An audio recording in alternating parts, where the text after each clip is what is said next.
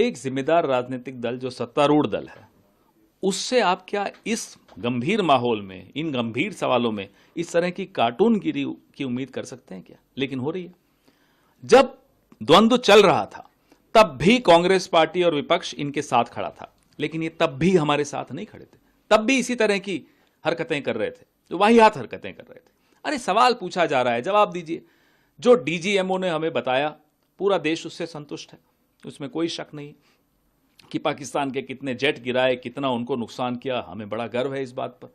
लेकिन इस देश के राजनीतिक नेतृत्व पर हमें भरोसा नहीं है। हम उनसे सवाल पूछेंगे, बार बार पूछेंगे। आप खुद बोलते हैं आपने पाकिस्तान को पहले ही सूचित कर दिया, पाकिस्तान को सूचित कर दिया और पुंछ के नागरिकों को नहीं किया।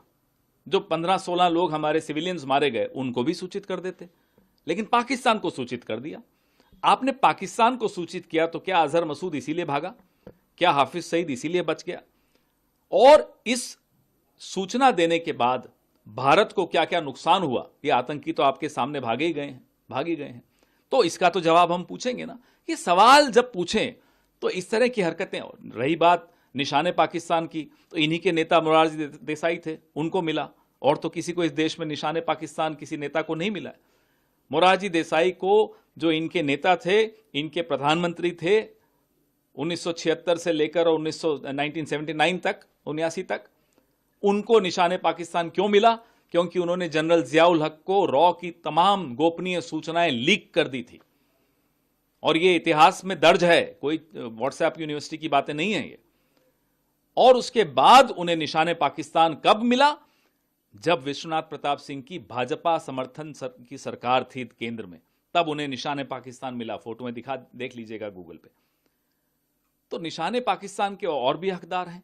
लाल कृष्ण आडवाणी जी, जो मजार पे जिन्ना के गए और कहा कि ये तो सबसे बड़े सेक्युलर आदमी यही है पूरे विश्व में, निशाने पाकिस्तान एक और आदमी को मिलना चाहिए जो बिना बुलाए बिरयानी खाने चले गए मियां नवाज शरीफ के यहाँ, उनको भी मिलना चाहिए। हो सकता है मिल जाए, हमें तो लगता है मिलेगा।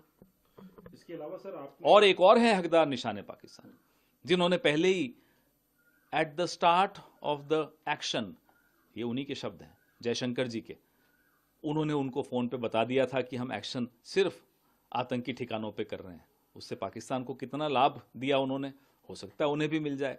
लेकिन अमेरिका से उनकी घनिष्ठता बहुत है, तो अब देखते हैं उनको किस देश का क्या अवार्ड मिलता है।